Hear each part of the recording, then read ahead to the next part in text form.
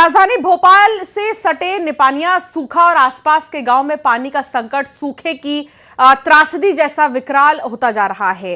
सालों से जिस समस्या को लेकर आवाज उठ रही है वो आज भी बिना समाधान के कायम है। शहर में जहां नर्मदा नदी पाइपलाइन और तालाबों के जरिए नियमित जल आपूर्ति हो रही है, वहीं इन गांव के लोग अब भी बूंद बूंद पानी के लिए संघर्ष कर रहे हैं। यहां के लोग जब प्रशासन से पानी की मांग करते हैं तो बजट की कमी का रोना उनके सामने रो दिया जाता है।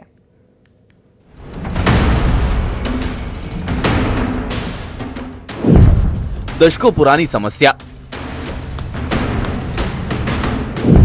नहीं कोई समाधान। बूंद बूंद का संघर्ष,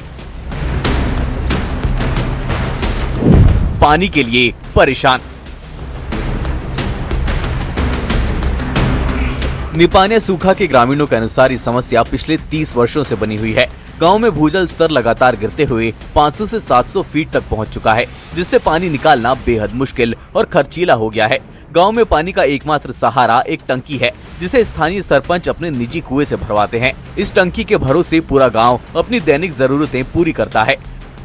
गांव वालों को कई घंटों के इंतजार के बाद जब पानी मिलता है तो उसे सिर पर उठाकर ऊबड़ खाबड़ रास्तों से घर तक ले जाना पड़ता है। हालात ये हैं कि कई परिवारों में लोग हफ्ते में 1-2 बार ही नहा पाते हैं। मध्य प्रदेश की राजधानी भोपाल से सटे गांव में भीषण जल संकट है। सूखे जैसी त्रासदी का लोग सामना करने के लिए मजबूर हैं।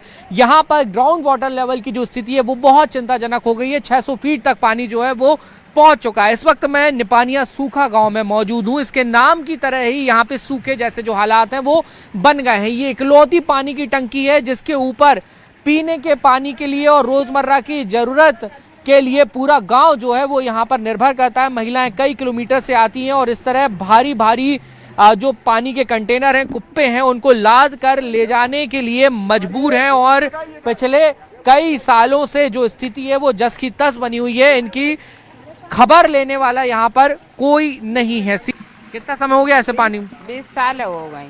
20 साल हो गए। हाँ। पानी की कोई व्यवस्था नहीं, घर में पानी नहीं आया, नल नहीं लगा? लगाए वो पानी नहीं आया। पानी नहीं आया। ये दादा कितनी दिक्कत होती है पानी के कारण? बहुत अति से ज्यादा दिक्कत है। हाँ। और सरपंचों ने टंकी बनवाई, ठेकेदार ने टंकी बनवाई, पैसे खा गए, नल दिखा के चले गए। हाँ। पानी नहीं आ रहा, बहुत प्रॉब्लम हो रही है। हाँ। हाँ, बहुत परेशान है जनता। घंटा 2 घंटा पानी चला, वो प्राइवेट पानी है। हाँ। और कई मर्जी चल बहुत पिला रही है बेचारे गाँव के बहुत से सहयोग से। हाँ। 15 साल। 15 साल से पानी नहीं आया उसमें? नहीं आया। जरा का आए तो वह वीडियो बना ली और बात। हाँ। हाँ। तो खेती किसानी वगैरह कैसे होती है फिर? खेती का ये नल का पानी से वो तालाब फेरा, मोटर लगी उनसे फेरा।